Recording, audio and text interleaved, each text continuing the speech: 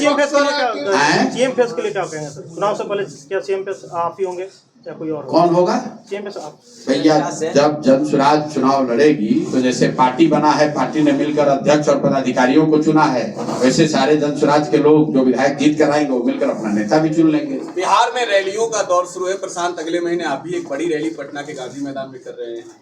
क्या बिहार में जनसुराज की ताकत का एहसास आप कराएंगे? नहीं, ताकत का एहसास तो जमीन पर आपको पहले से हो रहा होगा। अगर ताकत का एहसास नहीं हो रहा होता, अगर हम लोग की कोई ताकत नहीं होती, कोई वजूद नहीं होता, तो इतने सारे पत्रकार बंधु आप लोग गर्मी में क्यों आ रहे होते? कुछ तो थोड़ा बहुत ताकत होगा तभी आप आए हैं। रैलियों से ताकत नहीं दिखाई जाती। जनसुराज की ताकत इसकी सोच है, इसकी ईमानदारी और शुद्धता है। पदयात्रा के दौरान जुड़े हुए लाखों साथी हैं। ये किसी एक व्यक्ति का दल नहीं है, ये वो दल नहीं है जिसको 5, 7, 10 लोगों ने पटना में, दिल्ली में बैठकर बनाया है। हजारों लाखों लोग इसको मिलकर बनाए हैं, दिल से जुड़े हैं। कुछ उसमें सक्रिय हैं, कुछ नहीं सक्रिय हैं, लेकिन संगठन जो है वो गीली मिट्टी से दीवार के बनाने जैसा है। आप एक परत बनाते हैं, फिर वो सूखता है, फिर उस पर और मिट्टी डाली जाती है। धीरे धीरे ये संगठन खड़ा होगा और यही इसकी ताकत है। जनसुराज से जुड़ा हुआ हर वो व्यक्ति जो बिहार में बदलाव चाहता है और जिसका भरोसा इस बात पर है कि जनसुराज ये बदलाव कर सकता है, ताकत जनसुराज की वो है। जनसुराज की ताकत गांधी मैदान की रैली नहीं है। तेजस्वी यादव कह रहा है कि मुख्यमंत्री खटारा होगा, क्या आप भी मानते हैं कि मुख्यमंत्री भी खटारा है? देखिए, अभी 1 साल पहले तेजस्वी जी जब उनके शब्दों में यही खटारा मुख्यमंत्री ने उनको उप मुख्यमंत्री बना दिया तो विकास पुरुष दिख रहे थे।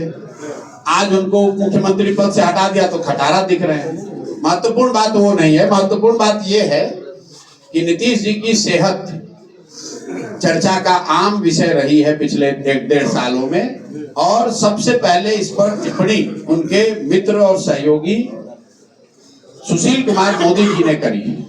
नवंबर 2023 में विधानसभा के सामने स्वर्गीय सुशील मोदी जी ने कहा कि नीतीश जी के व्यवहार को देखकर लग रहा है कि उनको कोई मानसिक गंभीर बीमारी हो गई। हम लोगों ने नहीं कहा। तब नीतीश जी तेजस्वी जी के साथ थे। जब नीतीश जी अब भाजपाइयों के साथ चले गए तो तेजस्वी जी को खटारा दिख रहे हैं और भाजपाई उनको विद्वान और एकदम सक्षम बता रहे हैं। हम लोग बस इतना ही कह रहे हैं कि मुझे भी ऐसा लगता है कि नीतीश जी की शारीरिक और मानसिक स्थिति अच्छी नहीं है।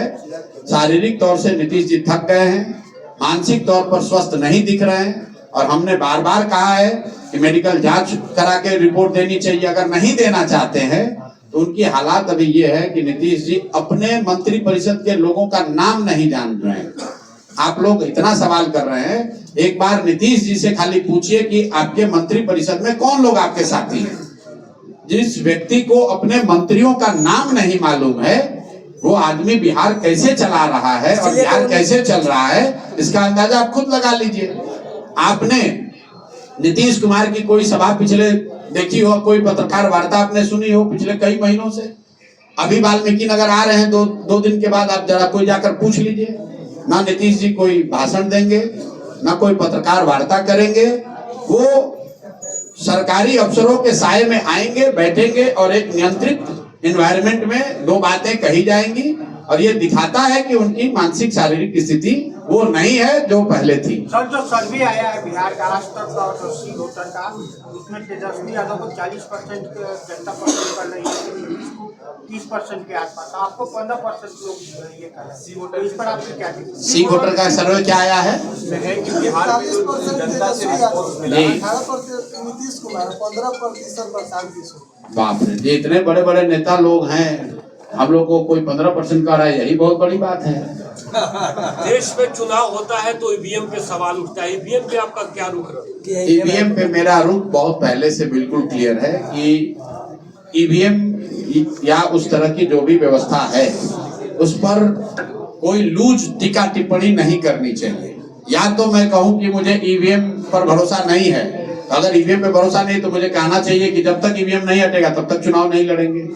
मैं मतलब जो भी राजनीतिक दल और नेता हैं, अगर उनको लगता है सही में उनके पास प्रमाण है या उनके पास साक्ष्य इस बात का है कि ईवीएम में हेराफेरी हो रही है, तो उन्हें उस बात का सिर्फ प्रेस वार्ता में विरोध नहीं करना चाहिए, उन्हें ये कहना चाहिए सारे राजनीतिक दल जो विपक्ष में हैं, अगर वो घोषणा कर दें कि भाई जब तक ईवीएम नहीं हटेगा तब तक हम लोग चुनाव नहीं लड़ेंगे, तब तो उसको सीरियसली कोई लेगा, कल ईवीएम हट जाएगा।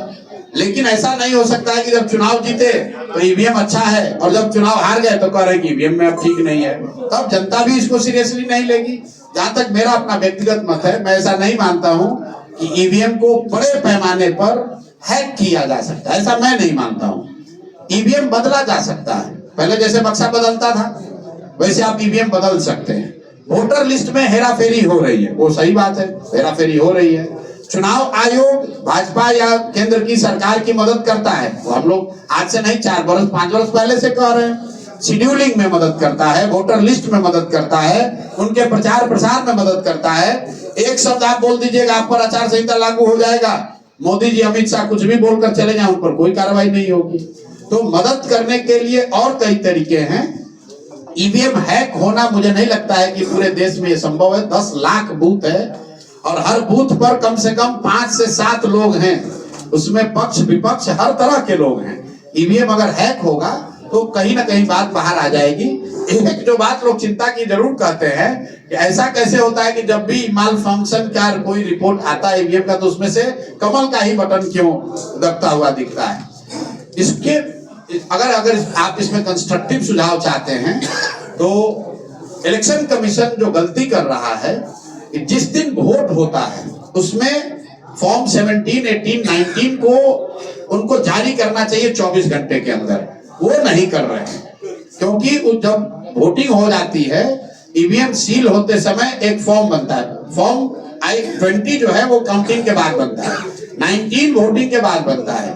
तो जब 19 आप जारी नहीं कर रहे हैं तो शाम में बताता है कि 56% वोट हुआ और काउंटिंग हो रहा है 62% का।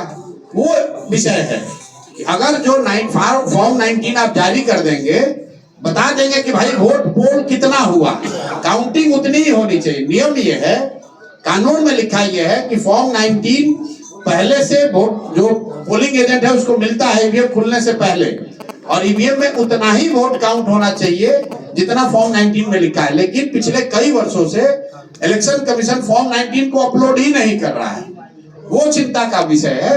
हैक करना मुझे ऐसा नहीं लगता है कि कोई ईवीएम को हैक कर सकता है।